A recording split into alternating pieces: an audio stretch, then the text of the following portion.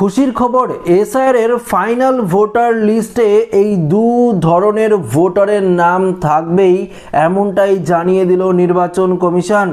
নির্বাচন কমিশনের তরফ থেকে একদম স্পষ্টভাবে জানিয়ে দেওয়া হয়েছে কোন কোন ভোটারের নাম এই এসআইআর এর ফাইনাল লিস্টে 100% থাকবে। আজকের এই ভিডিওটি যদি আপনারা দেখেন তাহলে নিজেরাই নিশ্চিন্ত হতে পারবেন যে এসআইআর এর ফাইনাল লিস্টে আপনার নাম কখনোই বাদ যাবে না। তো অবশ্যই ভিডিওটি আপনারই জন্য খুবই গুরুত্বপূর্ণ হতে চলেছে। ভিডিওটিতে আপনারা প্রত্যেকেই প্রথম থেকেই শেষ পর্যন্ত সঙ্গে থাকবেন এবং নতুন হয়ে থাকলে চ্যানেলটিকে সাবস্ক্রাইব করে পাশের দেওয়া বেল আইকনটিকেও প্রেস করে অল নোটিফিকেশনটিকে বাজিয়ে দেবেন। দেখুন বন্ধুরা, ইতিমধ্যেই যে পশ্চিমবঙ্গ জুড়ে এসআইআর এর যে হিয়ারিং প্রক্রিয়া চলছে, এই হিয়ারিং নিয়ে অনেকেই কিন্তু চিন্তিত রয়েছে।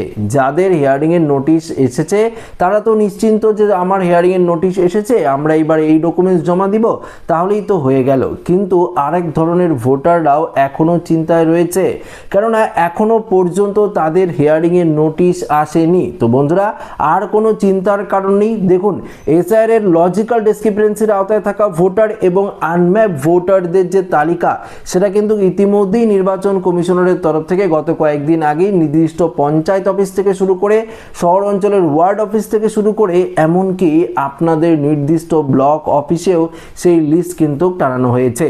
যদি এই লিস্টে আপনার নাম থাকে তাহলে আপনার নামে হিয়ারিং এর নোটিশ পৌঁছে গেছে, এবং যদি না থাকে তাহলে আপনার নামে আর হিয়ারিং এর নোটিশ আসবে না। যদি আপনার নামে হিয়ারিং এর নোটিশ না আসে তাহলে কি আপনার নাম অটোমেটিক ফাইনাল লিস্টে উঠে যাবে? সেই বিষয়েও জানাবো আজকের এই ভিডিওতে, এবং যারা হিয়ারিং এ গেছেন তাদের নামও কি ফাইনাল লিস্টে উঠবে সেটাও আপনারা জানতে পারবেন। তো অবশ্যই ভিডিওটি একটু মনোযোগ সহকারে যদি দেখেন তাহলে কিন্তু পরিষ্কার আপনারা বুঝতে পারবেন। দেখুন, ইতিমধ্যেই আমাদের হাতে একটি প্রতিবেদন উঠে এসেছে, যেই প্রতিবেদনে পরিষ্কারভাবে বলে দেওয়া হয়েছে ভোটার তালিকায় নাম থাকা না থাকা মূলত দুটি পরিস্থিতির ওপর নির্ভর করছে। প্রথমত, যাদের নাম খসড়া বা ড্রাফট তালিকায় ছিল এবং বাড়িতে কোনো শুনানির নোটিশ বা হিয়ারিং লেটার আসেনি, তাদের জন্য অতি সুখবর রয়েছে, কেননা এই সকল নাগরিকদের নাম স্বয়ংক্রিয়ভাবে বা অটোমেটিক পদ্ধতিতে চূড়ান্ত ভোটার তালিকায় স্থান পাবে। তো বন্ধুরা, বুঝতেই পারলেন, যখন থেকে এসআইআর এর হিয়ারিং এর নোটিশ দেওয়া হচ্ছে খসড়া তালিকা দেওয়ার পর থেকে সেই সময় পর্যন্ত বা এখনো পর্যন্ত আপনার বাড়িতে যদি হিয়ারিং এর কোনো নোটিশ এখনো পর্যন্ত না এসে থাকে তাহলে আপনারা নিশ্চিন্ত হতে পারেন আপনার নাম এসআইআর এর ফাইনাল লিস্টে অটোমেটিক উঠে যাবে, এমনটা কমিশনারের তরফ থেকে কিন্তু পরিষ্কার জানিয়ে দেওয়া হয়েছে।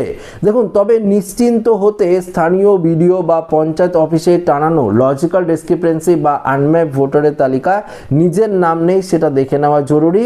সেখানে নাম না থাকলে ফাইনাল লিস্টে আপনার নাম কিন্তু অটোমেটিক উঠে যাবে।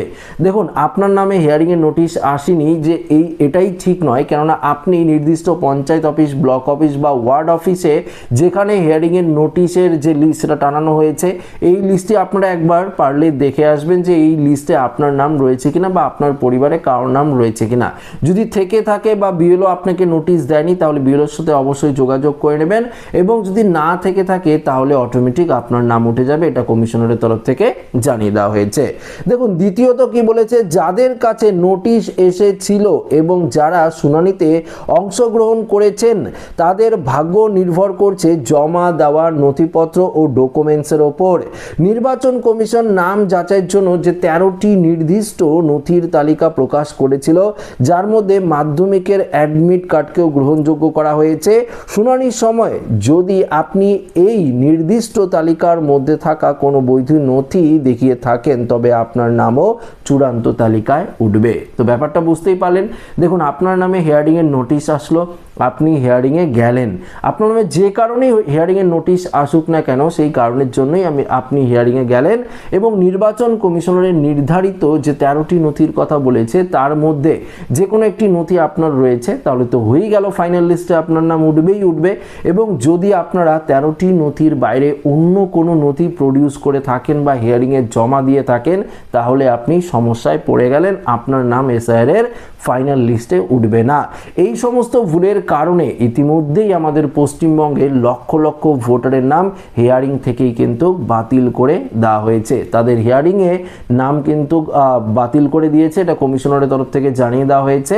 এবং যে খসড়া তালিকা প্রকাশিত করা হয়েছিল তার আগে 58,20,000 নাম বাতিল হয়েছে। এবার আরও প্রচুর ভোটারের নাম বাতিল হয়ে সেই সংখ্যাটা কিন্তু 1 কোটিতে পৌঁছাতে পারে, এমনটাই কিন্তু আমরা খবর সূত্র মারফত পেয়েছি, যেটা আপনাদেরকে জানিয়ে দিলাম। আপনারা হয়তো প্রত্যেকেই জানেন ইতিমধ্যেই রাজ্যের মুখ্যমন্ত্রী মমতা বন্দ্যোপাধ্যায় এই এসআইআর নিয়ে, আমাদের পশ্চিমবঙ্গে যে এসআইআর শুনানি হচ্ছে সেই নিয়ে আপত্তি জানাতে কিন্তু দিল্লিতে ইতিমধ্যেই পৌঁছে গিয়েছেন। এবং দিল্লিতে অর্থাৎ জাতীয় নির্বাচন কমিশনারের সঙ্গে দেখা করার পর মুখ্যমন্ত্রী মমতা বন্দ্যোপাধ্যায়ের তরফ থেকেও বেশ কিছু গুরুত্বপূর্ণ কথা বলা হয়েছে। মুখ্যমন্ত্রী বলেছে জাতীয় নির্বাচন কমিশনারের তরফ থেকে কোনো উত্তর দেওয়া হয়নি, এবং অর্থাৎ তারা যে সমস্ত প্রশ্ন করেছিল রাজ্য সরকারের তরফ থেকে সে সমস্ত কোনো উত্তর তারা দেয়নি, এমনটাই কিন্তু তিনি ক্ষোভ প্রকাশ করেছেন জাতীয় নির্বাচন কমিশনারের তরফ থেকে। সেটা আমরা বলছি না এই আপডেটে, তবে আজকের যেটা আপডেট আপনাদেরকে জানিয়ে দিলাম পরিষ্কারভাবে, যেই 2 ধরনের ভোটারের নাম কিন্তু 100% এসআইআর এর ফাইনাল লিস্টে উঠবেই। যদি আপনারা এই 2 ধরনের ক্যাটাগরির মধ্যে পড়ে থাকেন তাহলে আপনারা নিশ্চিন্ত হয়ে বাড়িতে বসতে পারেন, আপনার নাম অটোমেটিক এসআইআর এর ফাইনাল লিস্টে উঠে যাবে 14ই ফেব্রুয়ারি, মানে হাতে আর মাত্র কয়েকটা দিন, দেখতে দেখতেই চলে যাবে। এই 14ই ফেব্রুয়ারিতেই কিন্তু এসআইআর এর চূড়ান্ত তালিকা প্রকাশিত হবে। চূড়ান্ত তালিকা যখন প্রকাশিত হবে সঙ্গে সঙ্গে প্রথমত আমরা আমাদের এই চ্যানেলে ভিডিওর মাধ্যমে দেখিয়ে দেবো যে সেই তালিকায় আপনার, অর্থাৎ সেই তালিকাটি আপনারা ডাউনলোড করবেন কি করে, নিজের নাম কি করে খুঁজবেন, সেগুলো একদম পরপর করে জানিয়ে দেব। তো অবশ্যই যারা আমাদের এই চ্যানেলটিকে সাবস্ক্রাইব করেন রাখেননি, অবশ্যই চ্যানেলটিকে সাবস্ক্রাইব করে পাশের দেওয়া বেল আইকনটিকেও প্রেস করে অল নোটিফিকেশনটিকে বাজিয়ে দেবেন, তাহলে সর্বপ্রথম যখন আমরা ভিডিও আপলোড করব সেই ভিডিওর নোটিফিকেশন আপনারা পেয়ে যাবেন এবং কারেন্ট আপনারা কিন্তু আপডেটগুলো দেখতে পারবেন। তো ভিডিওটি ভালো লাগলে অবশ্যই লাইক করে বন্ধুদের সাথে ভিডিওটি শেয়ার করে, নতুন হয়ে থাকলে চ্যানেলটিকে সাবস্ক্রাইব করে আমাদের সঙ্গে জুড়ে থাকবেন। ধন্যবাদ।